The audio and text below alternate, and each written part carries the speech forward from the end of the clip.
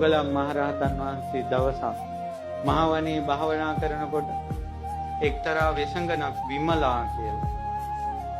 ඒ වෙසඟනට කවුරු හරි තරුණයෙක් මුදල් ගෙවලා වනේට එන්න කියලා. ඉතින් කැලේට ඇවිල්ලා අර තරුණයා නැහැ. කාමයෙන් ඇවිස්සලා කාම දාහයෙන් දැවි දැවි මේ ගණිකාව කැලේ ඇවිදවිද ඉන්න මුගලන් මහරහතන් වහන්සේ ගහක් මුල වැඩ එනවා. ඔබ අහලා තියෙන මුගලන් මහරහතන් වහන්සේ කළු පාටයි කියලා. එහෙම එකක් නෙවෙයි තියෙන්නේ. මුගලන් මහරහතන් වහන්සේගේ රූපය මෙන්න මේ වගේ එකක්.